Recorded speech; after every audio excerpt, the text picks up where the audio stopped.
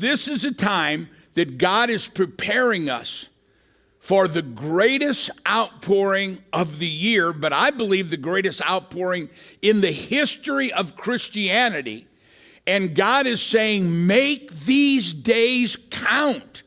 Understand where we are, understand the journey that we're on, understand the physical and the spiritual coming out that's about to take place, and make these days count for you. Now, we talked about this last week, and in this journey to power, on the pathway to power, you can't begin this without joy. And we went over this a lot last week.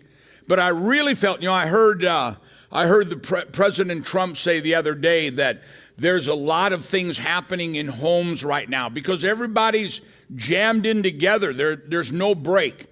Make sure right now, determine, you know what? I'm going to make sure that I walk around with joy. Now, why joy? We know Nehemiah says the joy of the Lord is your strength. Now, think about that. The joy of the Lord is your strength. That means that all things work together for good. I'm going to have joy, but it has a second side to it. When we have joy, it's an evidence of faith. That all things are going to be okay, that our best is yet to come, and everything's going to be fine. So it's a sign of faith. According to your faith, be it unto you.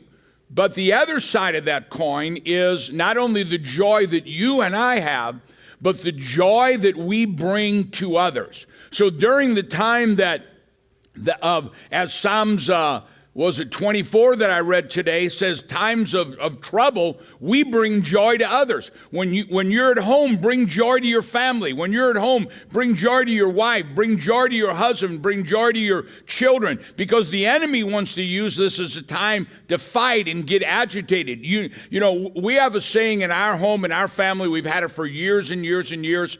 If the joy of the Lord is my strength, the devil doesn't get my joy. And you need to just say that right now. The devil doesn't get my joy. And, we've been in isolation for 6 weeks now. So if you've been fighting, repent right now.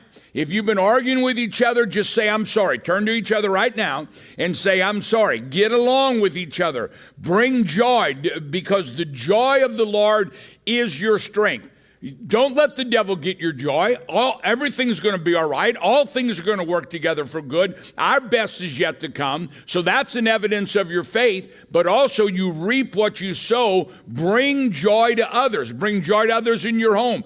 We're bringing joy to children in our orphanages and our feeding programs in Africa. These kids don't understand what's happening with the pandemic. They don't understand what's happening with the economy.